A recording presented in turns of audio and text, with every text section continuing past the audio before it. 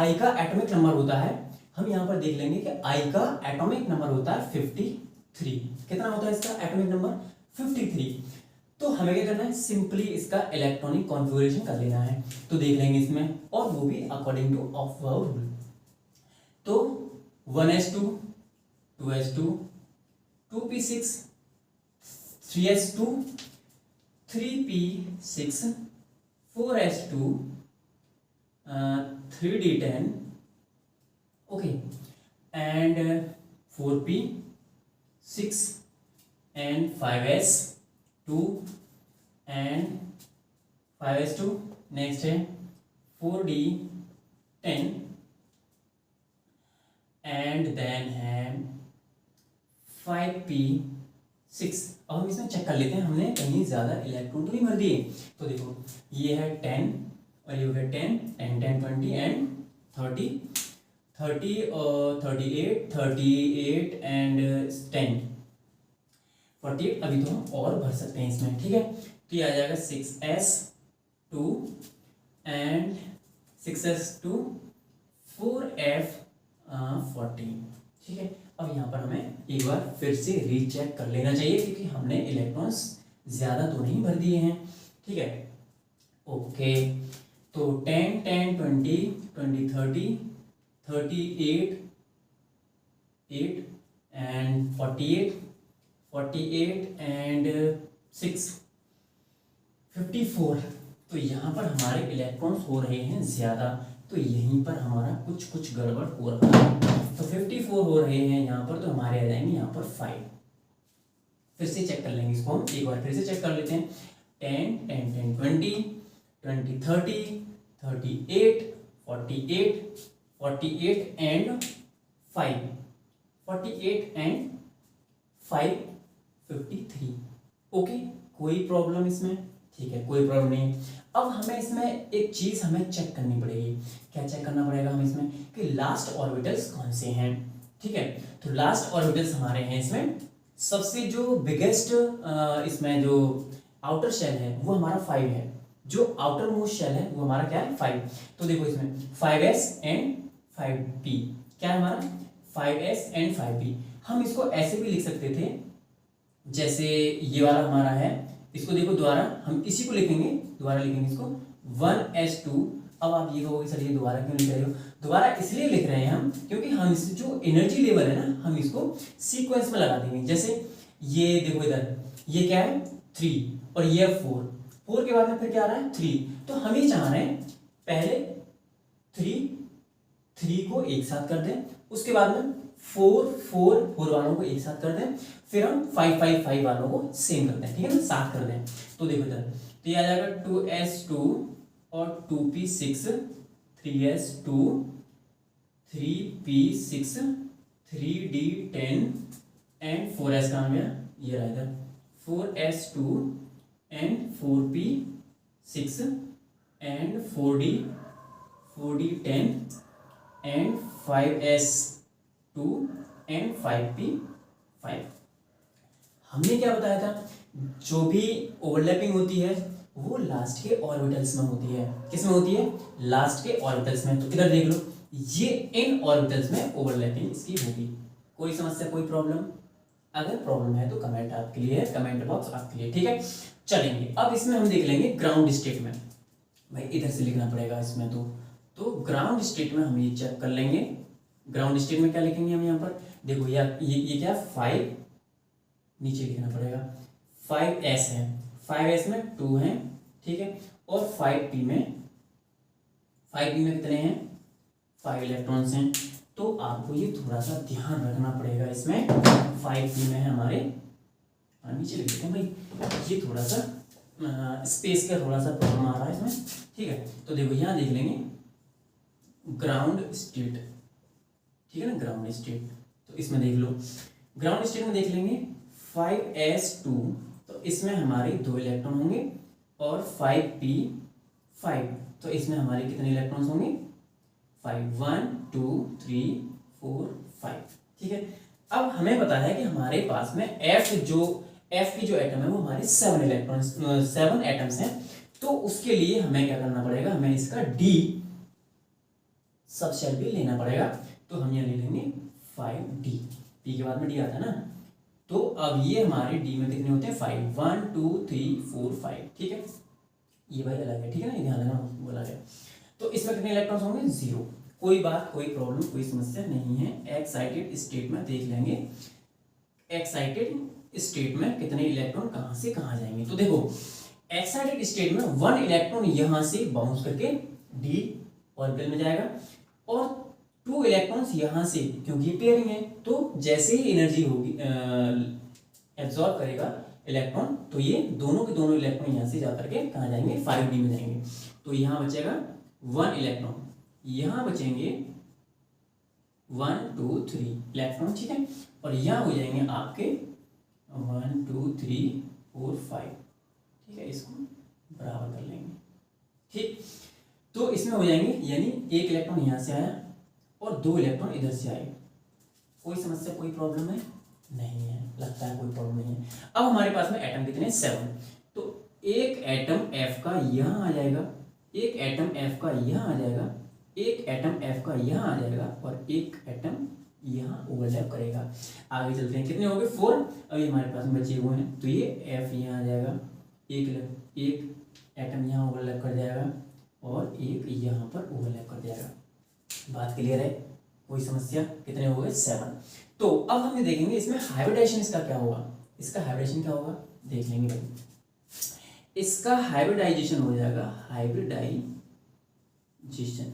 क्या हो जाएगा इसका हाइब्रिडाइजेशन, देखो जरा, एक S इन्वॉल्व हो रहा है, P के तीनों इन्वॉल्व हो रहे हैं इसलिए P3, D के 3 इन्वॉल्व हो रहे हैं इसलिए D3। तो इसका हाइब्रिडाइजेशन हो जाएगा sp3d3। कोई समस्या, कोई प्रॉब्लम नहीं है।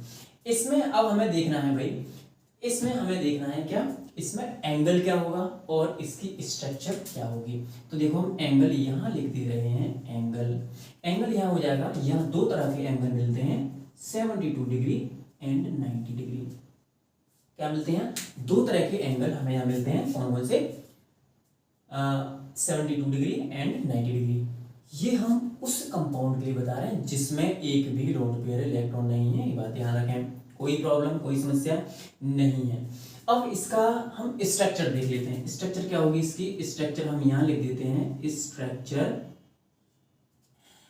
इसकी होगी पेंटागोनल बाइपिरामिडल। इसकी स्ट्रक्चर क्या होगी, इसकी स्ट्रक्चर होगी पेंटागोनल बाइपिरामिडल। कोई समस्या, कोई प्रॉब्लम नहीं है। आपका sp3d3 हाइब्रिडाइजेशन फिनिश। इसमें किसी को कोई प्रॉब्लम, कोई समस्या हो तो फिर आपके लिए हम पहले बता चुके हैं, ठीक है। अब हम चलेंगे कौन कौन से हमारे लगभग हमारे कितने हाइब्रिडेशन हो चुके हैं हमारे। अब तक हमारे लगभग हाइब्रिडेशन हो चुके हैं 6। अब हम बात करेंगे लास्ट 2 हाइब्रिडेशंस की, ठीक है। तो एक हाइब्रिडेशन है dsp3 हाइब्रिडाइजेशन। क्या है dsp3 हाइब्रिडाइजेशन, ठीक है। वीडियो लंबा हो रहा है, कोई प्रॉब्लम नहीं है, लेकिन हम सारे हाइब्रिडेशन को पढ़ के ही छोड़ेंगे। तो क्या हो जाएगा dsp3 हाइब्रिडाइजेशन। कोई समस्या, कोई प्रॉब्लम, dsp3 हाइब्रिडेशन, ठीक है। अब इसमें देखो, ये एक स्पेशल टाइप का हाइब्रिडाइजेशन है। क्या है ये, एक स्पेशल टाइप का हाइब्रिडाइजेशन है जो कि कॉम्प्लेक्स कंपाउंड में ज्यादातर मिलता है। किसमें मिलता है, कॉम्प्लेक्स कंपाउंड में, या हम कहेंगे कोऑर्डिनेशन कंपाउंड्स में। किसमें मिलता है dsp3 हाइब्रिडाइजेशन, किसमें मिलता है कोऑर्डिनेशन कंपाउंड्स में। कोऑर्डिनेशन कंपाउंड, कॉम्प्लेक्स कंपाउंड, हम कुछ भी कह सकते हैं, ठीक है। इसमें देखेंगे, इसको हम इनर ऑर्बिटल हाइब्रिडाइजेशन भी कहते हैं। ऐसे कंपाउंड्स होते हैं उनको हम इनर ऑर्बिटल कॉम्प्लेक्स भी बोलते हैं और इसको हम इनर ऑर्बिटल हाइब्रिडाइजेशन भी कहते हैं, ठीक है। इसमें हम देख लेंगे, इसमें क्या होगा, when 1d, definition is very simple, when 1d 1s and 3p orbital overlap to each other and form 5 new hybridized orbital is called sp3 sorry DsP3 hybridisation. इसका हम एग्जांपल ले लेंगे FeCO5। इसका एग्जांपल क्या हो जाएगा भाई, इसका एग्जांपल हो जाएगा FeCO5। CO मतलब कार्बन मोनोऑक्साइड, ठीक है। इसका कोई समस्या कोई प्रॉब्लम, कोई समस्या कोई प्रॉब्लम नहीं है। देखो ये एक स्पेशल टाइप का हाइब्रिडाइजेशन है, इसमें हम थोड़ा सा बता देंगे, बहुत ज़्यादा एक्सप्लेन नहीं करेंगे इसको, लेकिन जो इसकी जो स्पेसिफिक जो करेक्टर है वो हम आपको बता देंगे, ठीक है।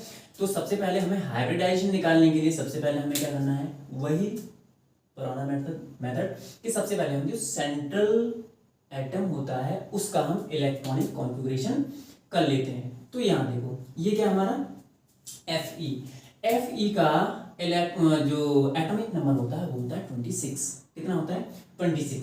इसका हम इलेक्ट्रॉनिक कॉन्फ़िगरेशन करेंगे 1s2 2s2 2p6 3s2 3p6 and 4s2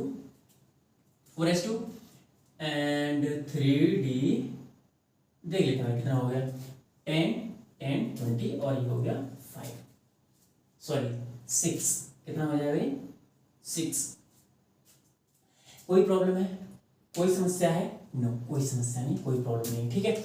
तो देखो इधर अब हमें इसमें ये जो हमने जो पिछले वाले हाइब्रिडाइजेशन में हमने इसका जो मेन एनर्जी लेवल था हमने इनको सीक्वेंस में लगाया था, इसलिए हम इनको भी सीक्वेंस में लगा लेते हैं।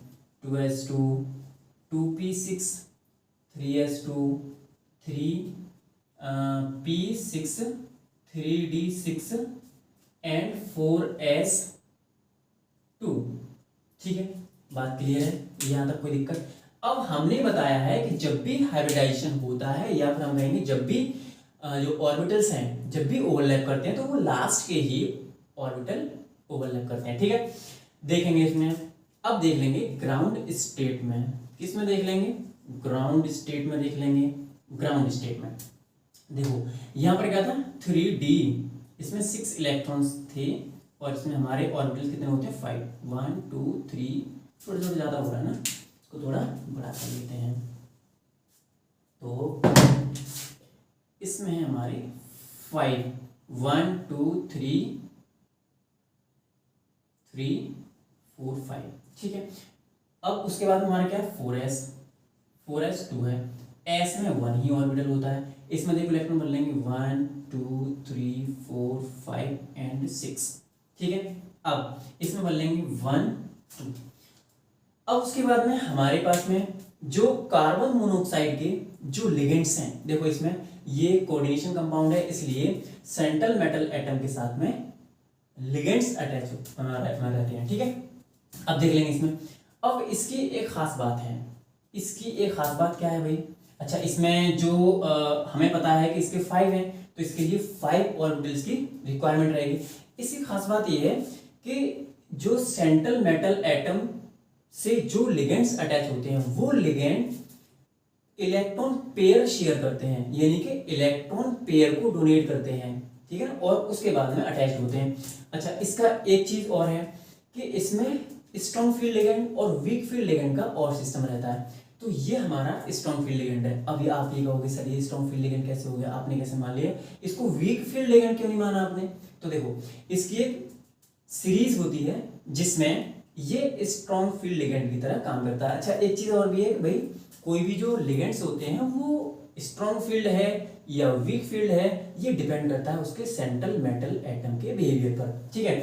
तो अभी हम बहुत ज्यादा इसमें एक्सप्लेन नहीं करेंगे, जब हम कोऑर्डिनेशन कंपाउंड में नेमिंग करवाएंगे तब हम आपको ये बताएंगे कि ये किस तरह से बिहेव करता है, स्ट्रॉन्ग फील्ड लिगेंड की तरह काम करेगा। तो जब ये स्ट्रॉन्ग फील्ड लिगेंड की तरह काम करेगा तो इसमें जो ऑर्बिटल्स में जो भी इलेक्ट्रॉन्स होते हैं वो पेयरिंग कर जाते हैं।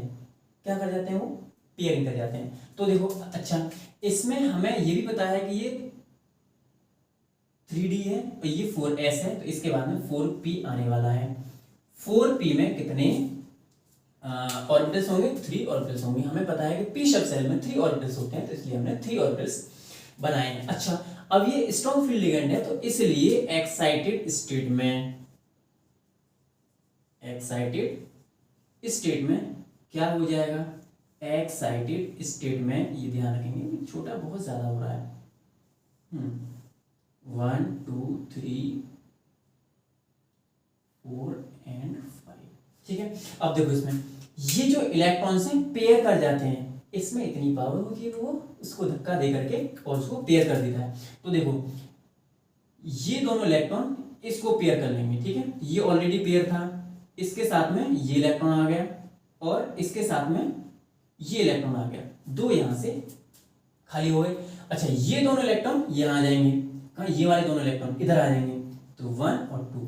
अब इधर ये खाली हो गया इसका और ये वाला भी खाली हो गया, ये ऑलरेडी खाली थे ही। यहां तक किसी को समस्या नहीं होनी चाहिए, ठीक है। आगे चलते हैं। अब हमारे पास में लिगेंड्स हैं 5। कितने लिगेंड्स हैं? 5। CO के 5 लिगेंड्स हैं। तो एक लिगेंड यहां पर अपने 2 इलेक्ट्रॉन दे देगा, ऐसे ही यहां पर ओवरलैप करके एक इलेक्ट्रॉन पेयर, ऐसे ही यहां पर एक लोन पेयर, मतलब सॉरी वो इलेक्ट्रॉन पेयर, ठीक है। ये जो लिगेंड्स हैं कितने हो गए? 1 2 3 4 एंड एक और बचा 5। तो ये आपका सारे के सारे लिगेंड जो हैं इन ऑर्बिटल से ओवरलैप करके हाइब्रिडाइज्ड ऑर्बिटल बना रहे हैं। और अब इसमें देख लेंगे हम इसका हाइब्रिडाइजेशन क्या होगा। हाइब्रिडाइजेशन क्या होगा इसमें देख लेते हैं। हाइब्रिडाइजेशन देखेंगे, हाइब्रिडेशन क्या होगा इसका। देखो इसमें 1d है, 1d ऑर्बिटल ओवरलैप कर रहा है इसमें, तो क्या हो जाएगा d, s का कितना है 1 और p के कितने हैं 3, तो dsp3 हाइब्रिडाइजेशन इसका हो जाएगा। क्या हो जाएगा इसका हाइब्रिडाइजेशन? dsp3, ठीक है। अच्छा अब हम इसके एंगल की बात कर लेते हैं। इसका एंगल क्या होगा?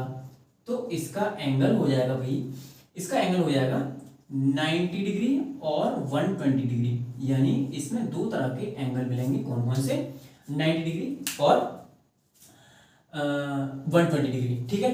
तो अब इसका एंगल हो जाएगा 90 डिग्री 120 डिग्री। तो इसकी स्ट्रक्चर क्या हो जाएगी? इसकी स्ट्रक्चर हो जाएगी, आप याद करो जिस भी जो पुराने जो हमने अभी अभी हाइब्रिडाइजेशन पढ़ाए हैं उसमें एक हाइब्रिडाइजेशन में 90 डिग्री और 120 डिग्री एंगल आ रहे थे। तो उसकी स्ट्रक्चर क्या थी? जो उसकी स्ट्रक्चर थी वही इसकी स्ट्रक्चर होगी। क्या होगी? Trigonal bi pyramidal. क्या होगी? Trigonal bi pyramidal. क्या होगी? ट्राइगोनल बाई पिरामिडल, ठीक है ना। कोई समस्या, कोई प्रॉब्लम? आपका dsp3 हाइब्रिडाइजेशन भी खत्म। चलेंगे अब चलते हैं d2sp3 हाइब्रिडाइजेशन। किसकी तरफ चलते हैं हम? d2sp3 hybridisation. बात क्लियर है? अच्छा d2sp3 हाइब्रिडाइजेशन, d2sp3 हाइब्रिडाइजेशन। इसमें definition very simple. When 2d 1s and 3p orbital overlap to each other and form 6 new hybridized orbital is called d2sp3 hybridization। बात क्लियर? दोबारा बताएं।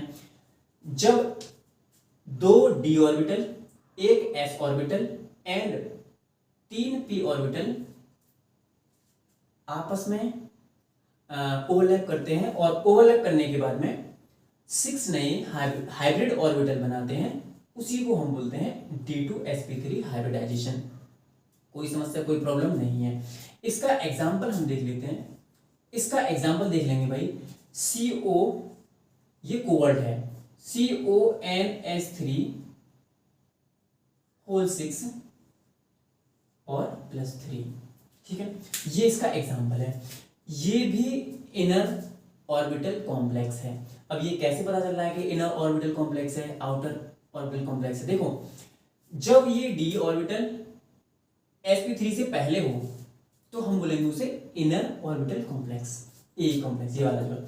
और अगर ये d2 sp3 से बाद में हो तो हम उसे बोलेंगे आउटर ऑर्बिटल कॉम्प्लेक्स। ये हमने सिंपली बता दिया है ना। नहीं तो और एक्सप्लेन करते हैं हम इसको, ठीक है, लेकिन बाद में करेंगे। तो अभी आपको बस इतना ही समझना है कि अगर sp3 से पहले d लगा हुआ है तो समझो इनर ऑर्बिटल कॉम्प्लेक्स है, और अगर sp3 से बाद में अगर d ऑर्बिटल आ रहा है तो समझो वो आउटर ऑर्बिटल कॉम्प्लेक्स है। ठीक है, अब हम इसकी बात कर लेते हैं। इसमें हाइब्रिडाइजेशन कैसे निकालें, हमें पता है सबसे पहले हमें क्या करना होता है, हमें करना होता है सेंट्रल मेटल एटम का इलेक्ट्रॉनिक कॉन्फ़िगरेशन। तो भैया कर लो इसका, ये